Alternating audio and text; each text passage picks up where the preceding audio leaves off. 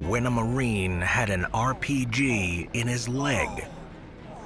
The military is known for its strict adherence to rules, policies designed to keep its members alive in the worst of conditions and to maintain discipline and order in chaotic circumstances. Sometimes, however, those on the battlefield disregard these rules in order to save the lives of their comrades. On January 12, 2012, a U.S. Army medical evacuation crew were ordered on what everyone thought was a routine flight. They were in Afghanistan, supporting the coalition effort in the region, flying dust-off missions, airlifting the wounded to field hospitals for treatment.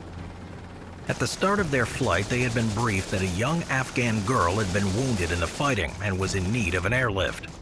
Once the Black Hawk helicopter received clearance to land, however, they were greeted with quite a different scenario. Instead of an Afghan girl in need of aid, the wounded individual was 22-year-old U.S. Marine Lance Corporal Winder Perez. It wasn't a normal battlefield injury that made this situation unusual. Instead of a mundane bullet or shrapnel wound, something more substantial and far more concerning awaited them. "The patient has unexploded ordnance," shouted the landing zone controller as the helicopter touched down. Once on the ground, the first member of the crew to make contact with the patient was Specialist Mark Edens. Greeting him was the wounded Perez, who had a 2-foot-long, unexploded, rocket-propelled grenade jutting precariously from his leg, extending up to his abdomen. "That call will be in my mind all my life," said Specialist Robert Hardesty, crew chief on the helicopter. "First you land thinking it's a little girl, and the next thing it's a Marine with an unexploded RPG embedded in his body." The ubiquitous RPG-7 is a Soviet-designed shoulder-fired rocket launcher, first manufactured in the early 1960s. In spite of its long service life, the weapons platform is inexpensive, costing between $500 to $2,000 per launcher. It's also lightweight, versatile, and readily available, making it the weapon of choice for insurgents and other underfunded fighting forces, and the most commonly used anti-armor weapon in the world. Many of these pieces found in Afghanistan are leftovers from the Soviet occupation of the country in the 1980s, though there is an active arms market through which these weapons can also be acquired.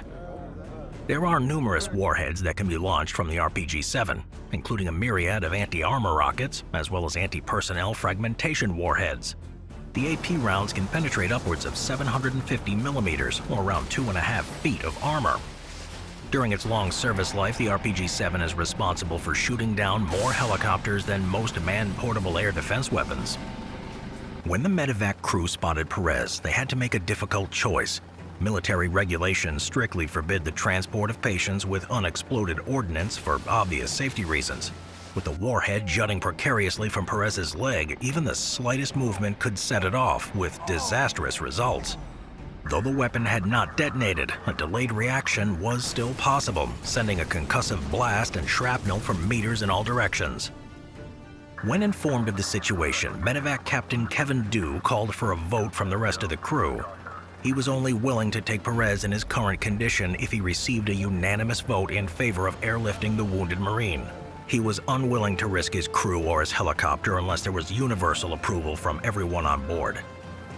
Without hesitation, all of the medical crew agreed, and soon Perez was quickly yet gingerly loaded onto the waiting Black Hawk. "There was no doubt to anyone that we were going to take this Marine and get him the medical attention needed to save his life," said Dew.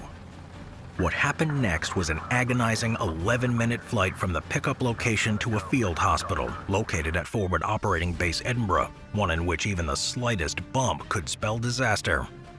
After Lance Corporal Perez was loaded on the Black Hawk, it was a total of 11.2 minutes of flight time where every minute felt like an hour, said Dew in a later interview. When dealing with this, not knowing that any movement could be your last, 18 inches from the patient's legs was about 360 gallons of aviation fuel. Should the warhead detonate in the close confines of the helicopter, there would be virtually no hope of survival, and the Black Hawk would go down in a fiery wreck. During the flight, medic Mark Edens and crew chief Robert Hardesty worked quickly to stabilize the wounded Marine, keeping him alive while also not jarring the embedded rocket, while Captain Dew was coordinating with personnel on the ground at nearby FOB Edinburgh, including medical staff and explosive ordnance disposal units, as well as keeping in contact with the medevac's escorts who were informed to keep a safe distance from the volatile Black Hawk. There was a risk that should the grenade detonate, the aviation fuel would also combust, sending shrapnel into the escorts, compounding the tragedy. Once they landed at the forward operating base, they were met at the landing zone by Navy Lieutenant Commander James Gennari, who was head of the surgical company at FOB Edinburgh, and Army EOD Staff Sergeant Ben Summerfield. The other staff at the FOB were kept at a safe distance to minimize casualties should the grenade detonate. Without giving a second thought to the danger, Gennari held Perez's hand and administered pain medication to the still conscious Marine as Summerfield went to work. The EOD tech took a firm hold of the projectile and firmly pulled 3 times before it finally came free from his leg. "Well, the truth of it is, I said a prayer and I thank God for everything I had," Gennari later told a news outlet of the incident. "Whether or not the grenade was going to blow up, I left it to him, and I just worried about keeping the Lance Corporal's airway open. I think the reason that I did it, I didn't give it more than a thought or two, but I knew that I'm sent out there by the Marine Corps to save lives, and he was in danger, and I looked at it as my duty and job to go do that." In one of the most dramatic photos of the war in Afghanistan, a photographer, peering from behind the safety of a sandbag barricade, captured the image of Gennari holding Perez still as Summerfield pulled the rocket from his leg. Once the unexploded round was safely out of the way, Gennari and the rest of FOB Edinburgh's medical staff went to work on their patient. While Summerfield and Gennari were working on Perez, the rest of the medical staff was not idle. They were making the necessary preparations to treat the wounded Marine. Once the scene was made safe, they sprang into action, providing what aid they could to the shocked Perez. Perez's wounds were so severe that in Summerfield's estimation, he would have died had he not received prompt medical attention. Once in a stable condition, and the infamous RPG now far away from Perez, he was cleared for transport for intensive medical care at Bastion Hospital, a more extensive medical facility able to provide more sophisticated treatment. Once again, Captain Dew piloted his Black Hawk, as Edens and Hardesty tended to Perez. Though they no longer had to deal with the harrowing experience of their previous flight together, this trip was far from uneventful. An equipment malfunction caused Perez's ventilator to shut off, threatening to suffocate him. Edens and Hardesty both worked calmly and professionally, manually providing oxygen to Perez, bringing him back to a stable condition.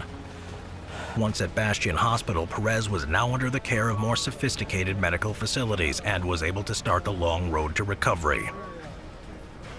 Although a mere 24 minutes elapsed from the time Perez was hit by the RPG to his arrival at FOB Edinburgh, there is no doubt that the fast response of Captain Dew and the specialists Mark Edens and Robert Hardesty made the difference between life and death for the young Marine.